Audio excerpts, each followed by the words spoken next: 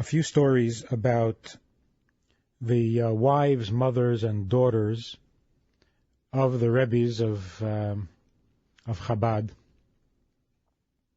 and their contribution to the existence and to the survival and to the success of Hasidic teachings.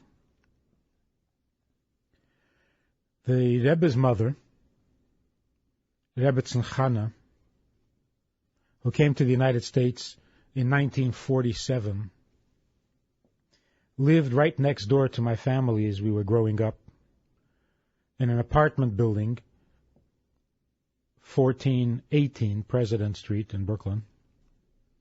We lived in 1414.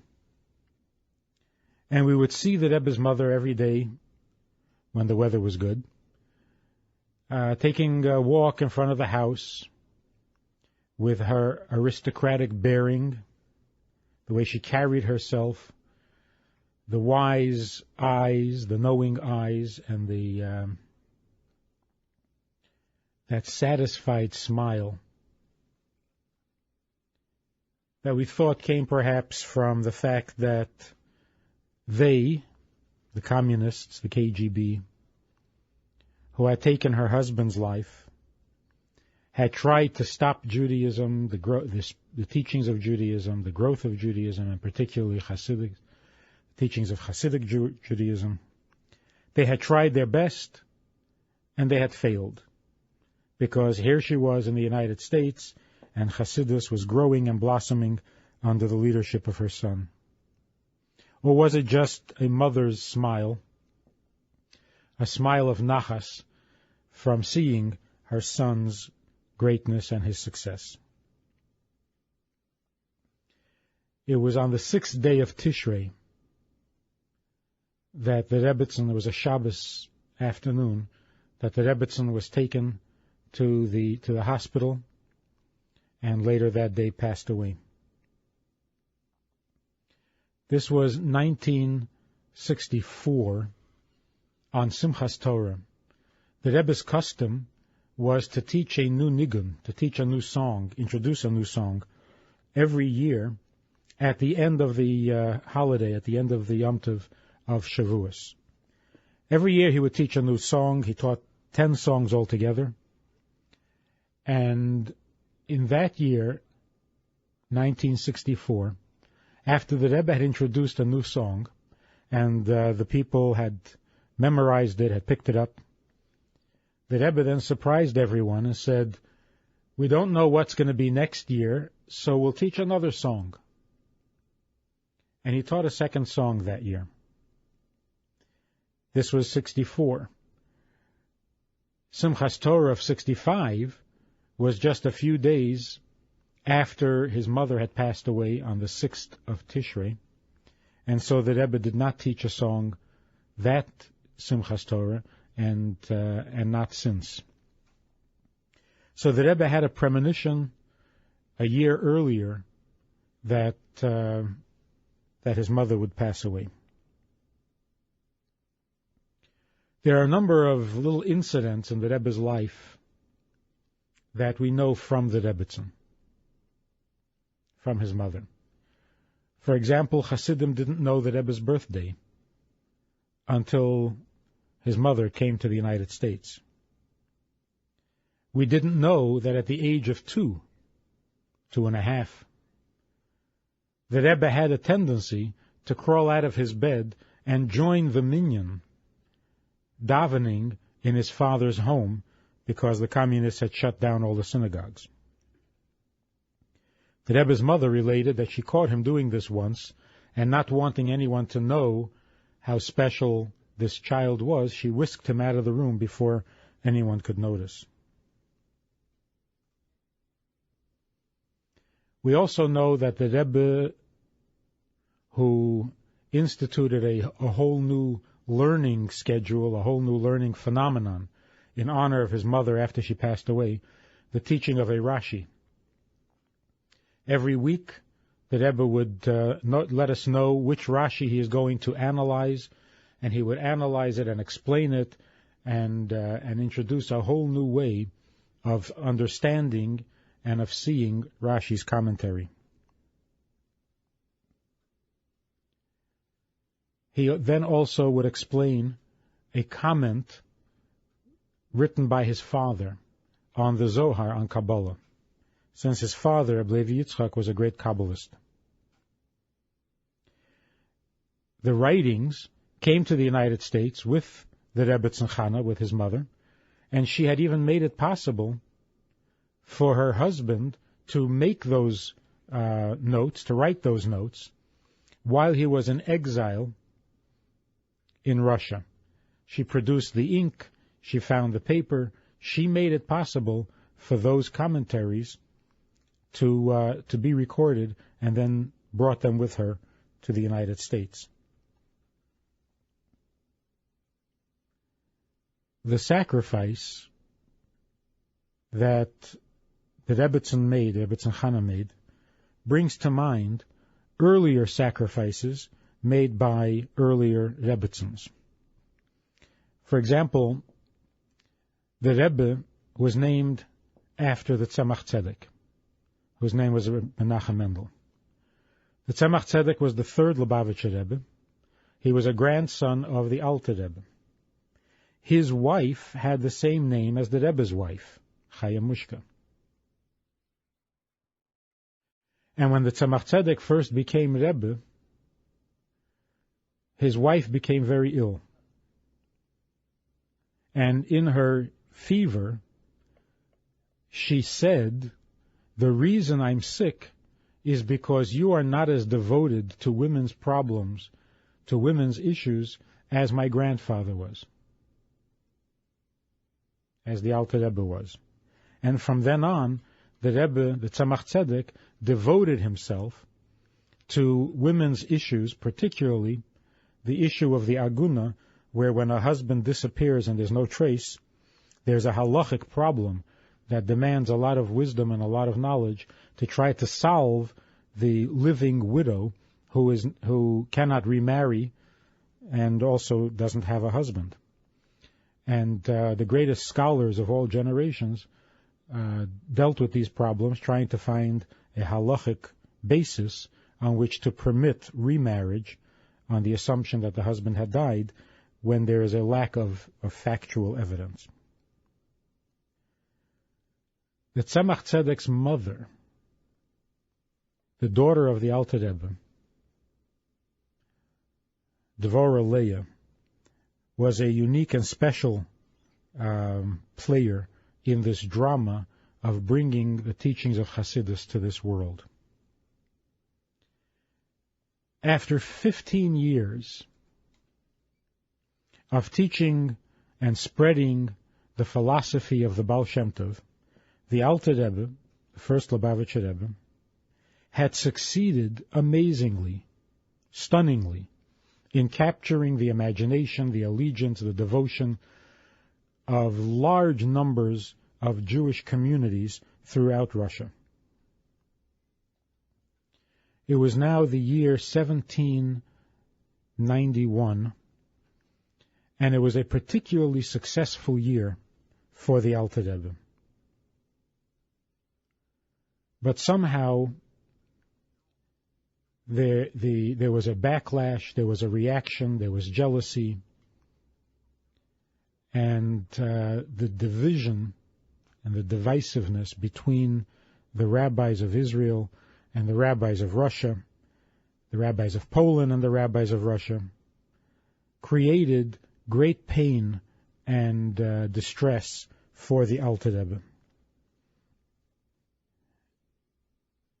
1792 was also a great year, but Hasidim began to notice that the Alter Rebbe was very unhappy and greatly distressed.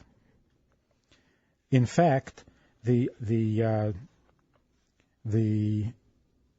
dissension among the rabbis had grown so bad that there was actually slander against the Alter Rebbe, which would eventually lead to his arrest by the Tsar, with accusations such as the Alter Rebbe wanted to be the king of Israel, and that's why he was sending so much money to the Jews of Israel, or that he was supporting the Turks against the Russians who were at war at the time. other such far-fetched accusations. But it all began in those 2 years, 1791, 1792. In fact, beginning from Rosh Hashanah of the year 1792 until Shavuos of that year, the Alter Rebbe was able to keep the seriousness of the problem pretty much a secret. But then the Alter Rebbe's son and the older Hasidim, those closer to the Rebbe, began to feel his suffering and his pain. At the Farbrengen on Shavuos of that year, during the meal, the Alter Rebbe was speaking about the Baal Shem Tov, because the Baal Shem Tov's yahrzeit is on Shavuos. But in this talk, it was evident that there was an inner bitterness, an inner sadness in the Alter Rebbe. Most of the time, the Alter Rebbe was lost in thought, with his eyes shut, but his lips were moving and he was saying something. People understood that he was communicating with the Baal Shem Tov and asking the Baal Shem Tov to help him in spreading the teachings of Hasidus. From the bitterness and the seriousness that was evident on the Rebbe's face, everyone there felt that this was a dangerous time and a difficult time for the future of Hasidic teachings. All of a sudden, the Alter Rebbe stood up and he cried out,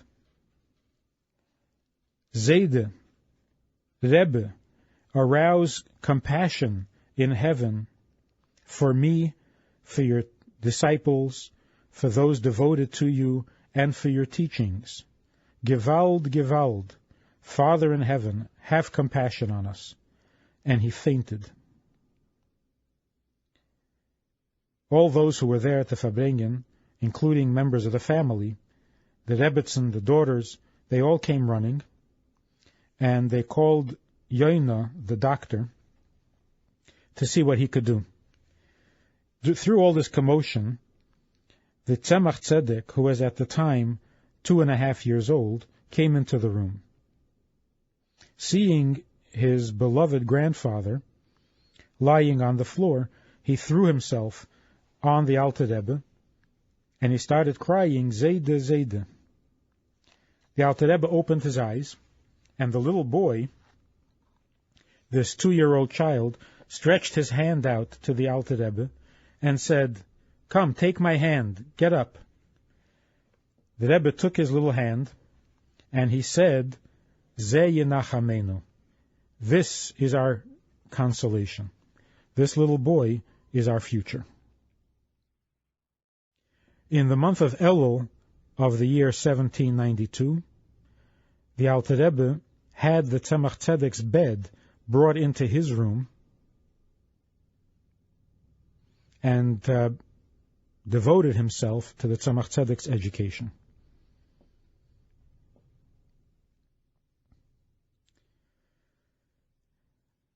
As is known, the Alter Rebbe then sent messengers with pidyon nefesh, with a request for a blessing, to the resting place of the Baal Shem Tov in Mezhebush, and to the resting place of the Maggid of Mezrich, who is buried in Anapoli. He also made it known to all of his friends, the other disciples and students of the Maggid, that they should all pray for him, and he sent a pidyon, a special pidyon, to the oldest of the disciples, to Reb Nachum of Chernobyl. At the end of Slichas, before Rosh Hashanah of that year, the Alter Rebbe called a few of his older students and described to them the seriousness of the condition and the complaints that were being brought against him, and that he has reason to believe that in the coming year, 1793, the accusations and the slander will be moved from slandering the teachings of Hasidus to a personal attack on himself. The Alter Rebbe then asked that they should all do whatever they can to help his son, who was the Mittler Rebbe, in leading and conducting the affairs of Hasidus. The Alter Rebbe was certain that he would not survive that year. Now the Alter Rebbe's daughter, the Rebbetzin Dvora Leah, the mother of the Tzemach Tzedek, heard what her father had said to this select group of students, and in her mind she decided that she was going to replace her father. She would die in his stead. Erev Rosh Hashanah, when the Tzemach Tzedek became 3 years old, the Alter Rebbe arranged for his first haircutting, leaving of the payas, and he gave him a special blessing. That day, after Mincha, the Rebbetzin Dvora Leah came into the small Beis Medrash where the Talmidim, where the disciples were studying, and she found there a few of the very special and older Hasidim saying Tehillim, reading the Psalms. The Rebbetzin Dvora Leah went over to the ark, and she opened the curtain, and she proclaimed, "The entire community, you are all my witnesses before the holy scrolls of the Torah. I take upon myself, being sound of mind, with a solemn oath, that I, Dvora Leah, the daughter of Shterna, replace my father, Reb Shneir Zalman, son of Rivka, that he should remain alive." In the years 1791 and 92, with the flowering of Hasidus, jealousy raised its ugly head, as it happened in the times of the temple, the first temple and the second temple, the Beis HaMikdash. And this created a problem not only among people on earth, but also in heaven, where the angels were arguing against the teachings and the spreading of the inner parts of Torah, the teachings of Hasidus. That is why the Alter Rebbe, sensing what was happening in heaven, felt that his time was near and that he would not survive the year. One day, the Alter Rebbe told his daughter, Dvora Leah, the mother of the Tzemach Tzedek, the reason why he named her Dvora Leah. He explained to her all that was going on in the spreading of the teachings, the revelation of the teachings of Hasidus, and the success that it had had, and the jealousy that it had caused, and the distress that he was experiencing knowing what was going on in heaven. He then told her that he felt that it was possible to continue revealing the teachings of Hasidus even from heaven after he passed away, but this is not the right way that Torah is studied. And he felt terrible. He was crushed by what was happening to the teachings of the Baal Shem Tov. His daughter Dvora Leah said nothing at the time, but after a while she came back to the Alter Rebbe and she said, "This is not something we should agree to. We shouldn't just allow this to happen." Understanding how serious the condition was, in fact, the Alter Rebbe had told her that the Baal Shem Tov and the Maggid had promised that they would both help him any time that he needed help, and he had seen them recently in a vision, but their faces were overcast, and they looked very sad, and that meant that the future was not looking good. Hearing all of this, the Rebbetzin Dvor Aleya was lost in thought for a number of days until she finally came to the firm conclusion that she must replace her father and that she must reveal this or share this with a few of the older Hasidim. She then called into her room 3 older Hasidim, Reb Moshe Meisels, Reb Pinchas Rezes, and Reb Moshe Vilenke. All of them very wise, very strong characters, great scholars and holy men. She demanded of them that they promise to hear everything that she says, to go along with everything that she says, and to swear that they will keep it a total secret. These giants of the spirit, who were known for their great minds and calm character, were frightened by what they heard, and they asked for a day of consultation before they make such a promise and before they agree to what she was asking of them. 3 times they met that day. 3 times they discussed what they should do, until they came to the conclusion that what they are seeing in their teacher, in their master, in the Alter Rebbe, how he is spending a lot of time in his room, the seriousness of the Farbrengen, and that it seemed obvious that Dvor Aleya knew more than anyone else about what was going on. They finally came to the conclusion that they should unquestioningly agree to whatever it is that she has to say.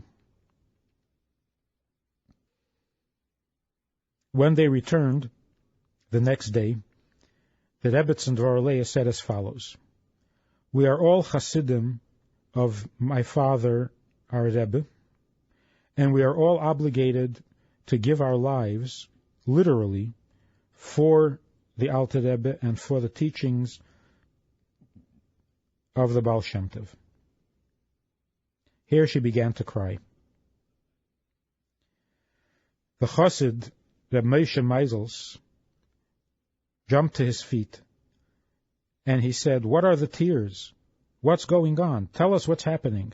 I will be the first to go into fire and water for our teacher, for the teachings of the Baal Shem Tov. Just tell me what to do. I will do it gladly." First of all, the Rebbetzin Dvor Aleya said, "The first thing I demand is that you swear to me with a solemn oath that you will fulfill all that I ask, and that you will do it as my intentions, as I understand it. Since you don't know what it is I'm going to ask, you have to trust me and do it my way. And you must swear to do it, no matter how serious it is, even if it is a matter of life and death." At these words, the other chassid, Reb Moshe Vilenke, known to be calm and courageous under all sorts of circumstances, lost his equanimity and cried out, "This is too serious. We need time to think." But he was overruled by the other Hasidim, who said, "We already agreed that we were going to do whatever she says. Let's do it." The Rebbetzin then said, "I am appointing you as a court of 3. And you accept upon yourself to be a court, and to rule according to the laws of Torah on the following matter. The situation as it is today because of the jealousies and the divisions that have cropped up among the rabbis, I heard from my father that the future for Hasidus does not look good, and it can produce this argument or this slander can produce fatal results. My father said that it takes 30 years for a tree to produce its ultimate fruit.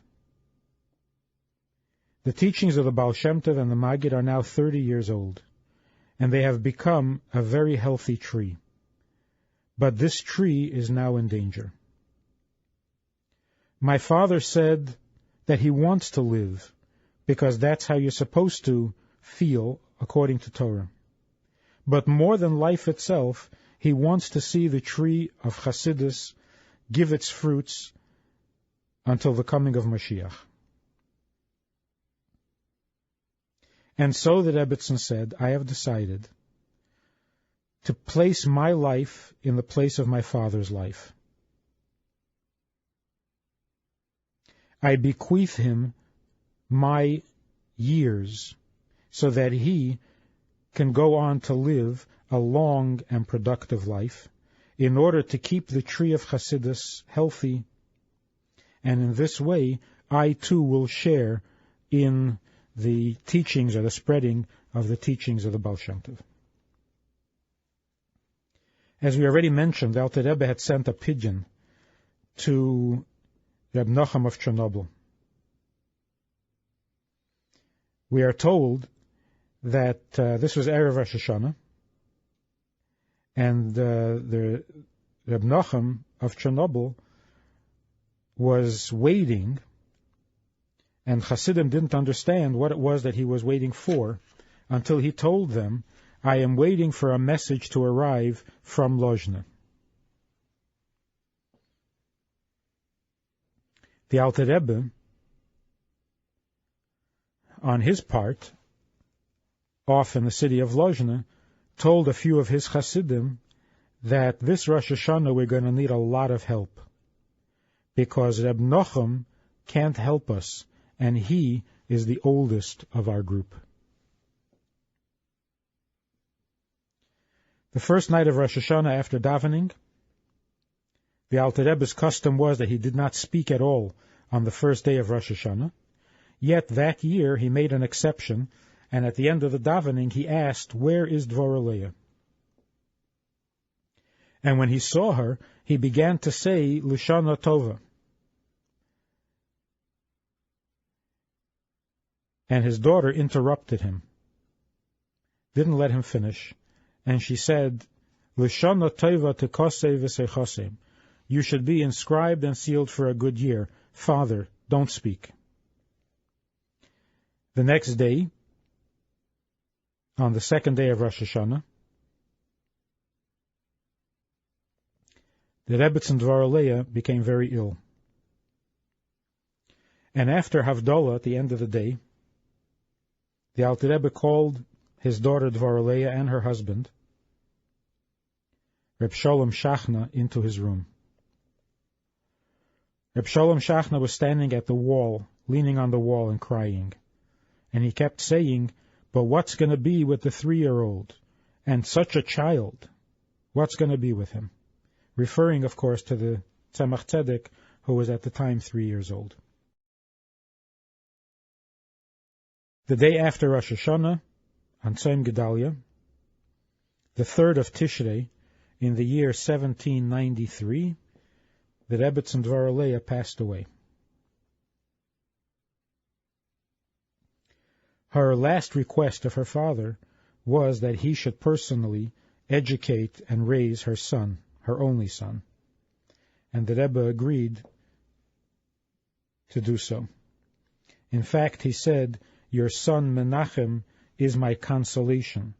The word Menachem means consolation.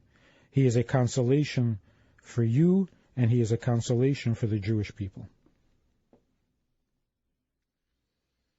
The story was repeated and revealed by the three special Hasidim mentioned before, who the Rebbetzin entrusted to be her Bezdin, her court, and all of them realized that the existence and the survival of Hasidus was due to her self-sacrifice. There was a famous Chassid, Rabbi Ruvain, who was a very holy man, a great scholar, a Kabbalist, of whom the Alter Rebbe said that his entire neshama, his entire soul is revealed within him, which is rather unusual, was holding the Tzemach Tzedek in his arms during the funeral of his mother. The Alter Rebbe said the Kaddish, together with the little boy who was led in the Kaddish by this Chassid Rabbi Ruvain. During the 7 days of Shiva, the Alter Rebbe himself led the prayers 3 times a day, and the little boy said all the Kaddishim.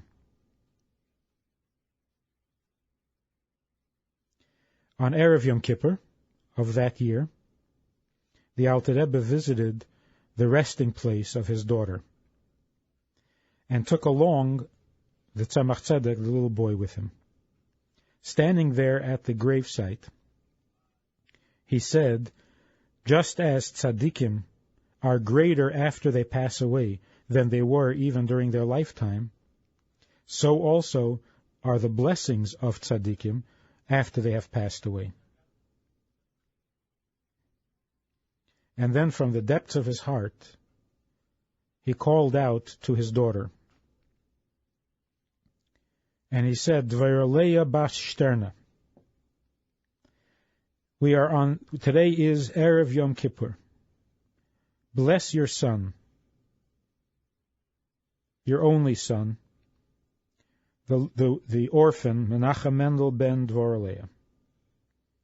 Bless him that he should be great in Torah, in the revealed part of Torah and in the concealed part of Torah, that he should have great success in good deeds, long life, long years. Plead for compassion for me and for the entire community of Hasidim and the teachings of the Baal Shem Tov. After Yom Kippur, the Alter Rebbe called the Chassid, Rabbi Avraham, the son of Shimshon, who was a Malamed, and he arranged for him to become the teacher, the Malamed, of the Tzemach Tzedek. After davening, when the Tzemach Tzedek was first introduced into Cheder, with a very interesting ceremony, he was wrapped in a talis and so on, and he was brought to the Cheder, the Rebbe instructed that they also take the little boy to the cemetery. The Alter Rebbe and the entire family and a large group of Hasidim made their way to the cemetery. When they got there, the Alter Rebbe, together with the Tzemach Tzedek and his father, Reb Shalom Shachna, approached the gravesite of the Rebbetzin Dvoraleya. And in a loud and happy voice, the Alter Rebbe called out, Mazel Tov Dvoraleya Bashterna. Today I am bringing your son Menachem Mendel, Bas Dvoraleya, into Cheder, bringing him to Torah. Bless him now, that just as he is entering into the world of Torah, he should also enter into the chuppah and into the world of good deeds with long and healthy years. The entire assemblage answered Amen. When they came back from the cemetery, the Alter Rebbe took the little boy into the Beis Medrash, and he turned to the Malamed and instructed him to begin teaching the Tzemach Tzedek from the Chumash, from Sefer Vayikra. And while this was going on, the Alter Rebbe was lost in thought with his head resting on his arms. At the end of the session, the Alter Rebbe then gave the little boy cookies, honey cookies, and other foods which had various psukim and aleph beis written on them. The fact that today Hasidic teachings, Hasidic concepts, the Baal Shem Tov's philosophy has become indistinguishable from general Judaism is due to the self-sacrifice of the Rebbetzin Dvorah Leah and all the other Rebbetzins who have made it possible for these esoteric and secret parts of Torah to come into the world and become the realm and the property of anyone who wants to be inspired by it. On that Shabbos of 1965, we were standing outside. The Rebbe had been notified that his mother, the Rebbetzin Chana, wasn't feeling well the night before, and had given instructions to the doctor as to what he wanted done and so on. But during the Farbrengen that Shabbos afternoon, the doctor, Dr. Zellickson, came back from the Rebbetzins' apartment to notify the Rebbe that the situation had grown critical. And as he was talking to the Rebbe in front of all these people at the Farbrengen, he asked the Rebbe what his mother's name was. And then he turned to the Hasidim and he said, a blessing for the Rebbetzin Chana, that she should have a complete and total recovery. And everybody answered Amen. After the Farbrengen, the Rebbe came to the Rebbetzins' apartment, and after a while, they all came out, the Rebbetzin, the doctor, and the Rebbe, and they went into a waiting ambulance and went off to the hospital. The Rebbetzin passed away at the hospital, and the Rebbe turned to the Chassidim around him and said, "Instruct me on what I need to do," which is halachically, of course, correct, because when you're in mourning, you can't think halachically, you can't think sharply enough to be able to make halachic decisions. And so he turned to the people around him and said, "Tell me what the laws are." Of course, when they tried to tell him what the laws are, he kept correcting them and insisting that they look it up again and make sure that they're doing it right. We, living next door to the Rebbetzin, got a phone call that night from the Rebbe's secretary, and it seems that the Rebbe had said to the secretary, "Let's bring my mother back to her apartment rather than to a funeral home," and the funeral would be the next morning on Sunday. But then he said, "The Friedmans are Kohanim. Call them and find out whether their apartment building is connected by the same roof as the apartment building where the Rebbetzin would be. Because if it is, then we wouldn't be able to spend the night there, because a Kohen is not allowed to be under the same roof with someone who had passed away." So we got this call. We were told to see if the roofs were connected, and in fact they were. So all of us, the boys, had to go find other places to sleep that night. And as we already mentioned, the Rebbe then instituted the custom of teaching a Rashi in honor of his mother. So the 6th day of Tishrei, a day in which the Rebbe would Farbrengen, and during the 80s the Farbrengen would be telecast by satellite throughout the world. The 6th day of Tishrei is the day in which the Rebbe would speak about women's issues, the role of the women, the contribution of the women, and so on, the mitzvahs of the women. In the year 1975, on Vav Tishrei, the 6th day of Tishrei, the Rebbe spoke about the conclusion of the Gemara Sukkah. And at the conclusion of this Gemara, we read a story about a family called Bilga. They were Kohanim, and they had their season in which they would do the service in the Beis HaMikdash. Different groups of Kohanim had their different seasons. Each group had a name. This particular group was named Bilga, the name of this particular family. But the entire group, the whole division, was called the division of Bilga.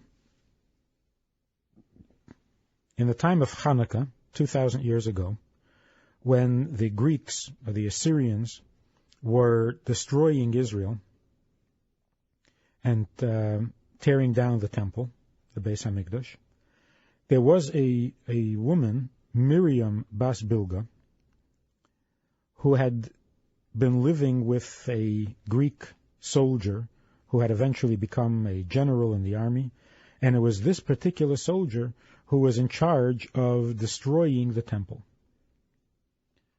When this girl, Miriam, the daughter of Bilga, heard that the temple was going to be destroyed, she asked to go along and to watch.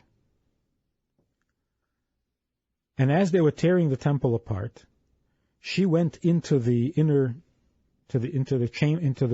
front chamber of the temple, where the altar was, and she took her shoe off and beat with her shoe on the altar, and she said, the Gemara quotes, "Lucus, lucus, you wolf, you devour Jewish wealth, you devour the sacrifices, but you don't do anything, you can't help when Jews are in trouble." Because of this blasphemy, when the Maccabees regained control of Yerushalayim and of the temple, and they rededicated the temple, which we celebrate on Hanukkah, because of this blasphemy, the family of Bilga and the entire division of Bilga were punished in that they had 3 privileges denied to them. And the Gemara says, why were these privileges denied? Because of Miriam Bas Bilga, because of Miriam, the daughter of Bilga. That's the story in the Talmud, in the Gemara Sukkah. Many times the Rebbe spoke about this from a halachic point of view and analyzed it. But this year, 1975, on Vav Tishrei, the Rebbe took a completely different approach. The Rebbe pointed out that the Gemara could have told us the story of Miriam Bas Bilga without mentioning her name. It would have been simple for the Gemara to simply say that the Bilga division was denied certain privileges because of a daughter of Bilga. But to mention her name seems to be unnecessary and rather a bit of a lashon hara.